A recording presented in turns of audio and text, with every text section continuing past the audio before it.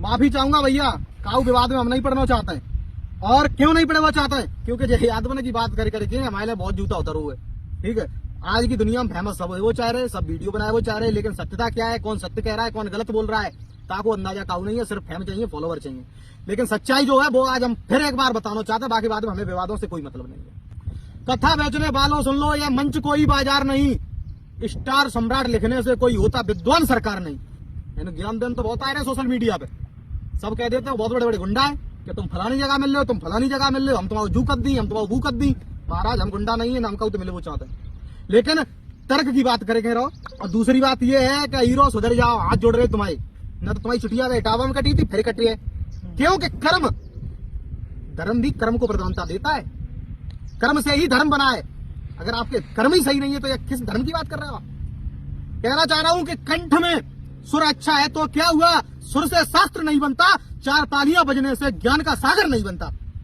कोई खुद को सुर सम्राट बताए, कोई रामायण का ताज लगाए, कोई स्टार, तो कोई अपने आप को बादशाह बताए। अरे जिसने शास्त्र न पढ़ा ढंग से, कुल की मर्यादा नहीं मानी है, वह यादव के नाम पर कलंक है। कलंक नहीं बल्कि यादव के नाम पर एक धब्बा है, जिसने कभी भी किसी वक्ता की इज्जत नहीं जानी।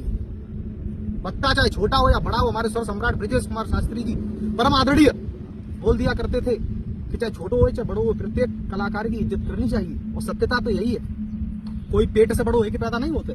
विद्वान किसे कहते हैं? मैं किसी को विद्वान नहीं मानता। क्यों नहीं मानता हूं तो सुनो, कि विद्वान वही है जो झुका रहे, जो गुरु के चरणों में पड़ा रहे, जो मंच पाकर भी बोले कम, जिसके मन में ना हो अपने कर्मों के प्रतिगम। आधार चैतन्य ब्रजेश शास्त्री सृजन चैतन्य, ये केवल नाम नहीं थे, ये केवल नाम नहीं थे। आप समझ रहे हो कि ये कोई छोटी मोटी हस्तियां हैं, ये मामूली से नाम है। गलत फहमी निकाल देना अपने मन से। आधार चेतन ब्रजेश शास्त्री सृजन चैतन्य, ये केवल नाम नहीं थे, वे तप त्याग और साधना के प्रेम पुजारी थे। वो कोई साधारण इंसान नहीं थे। इसके करके दोबारा से फिर देख लियो और फिर ये चीजों को सुन लियो। मैं क्या कह रहा हूं, मेरे शब्दों पे ध्यान दो कि आधार चैतन्य ब्रजेश शास्त्री और सृजन चैतन्य जी, ये कोई मामूली नाम नहीं थे, वे तप त्याग और साधना के प्रेम पुजारी थे। वो कोई साधारण इंसान नहीं थे। आज के कथावाचक खुद को विद्वान समझ बैठे, दूसरे कलाकार के प्रति घात लगाए बैठे हैं। याद रखें, इतिहास गवाह है कि इच्छाओं के दामन छुट जाएंगे और दूसरों के प्रति ईर्षा रखने वालों के नाम इस मिट्टी में मिल जाएंगे। किसी के प्रति ईर्षा मत रखो मेरे भाई। मैं कोई ज्यादा बड़ा ज्ञानी नहीं हूं, आप कमेंट करो कि बहुत बड़ा ज्ञानी बनता है। हम कुछ नहीं है यार, कुछ नहीं है हम, सिर्फ हमारे शब्दों पे ध्यान दो। यादव होने की जिम्मेदारी है, पहला कर्तव्य तुम्हारा ये है कि शास्त्री होता है, जो विद्वान होता है वो कभी बहस नहीं करता, मैं पीछे बोल चुका हूं। दूसरी आपका कर्तव्य ये है कि आप यादव हो। जिस तरीका से आप विवाद कर रहे हो, अबे तक कहूं और फंसे रहे, फिर अबे हमें बीच में घसीट दो, ज्यादा नहीं बुलवाओ, ठीक। दूसरी बात, अब जब फिर फंसन लगे, आपस में अहिरी मर रहे, कोई और नहीं है जाने। और बहुत अगर यही कर्म चल रहे तो कथाएं अच्छी नहीं है, याद रखियो। हालांकि कल हमें कोई बेशक हमें रोस्ट मारे, कोई गाली दे, मैं मंजूर है, भगवान तुरंत आलू वाले साहब दिए, कोई दिक्कत नहीं। लेकिन सच्चाई जो है वो मैं बोल रहा हूं। यादव होने की जिम्मेदारी है, ये कुल बिखरे ना तुम्हारा।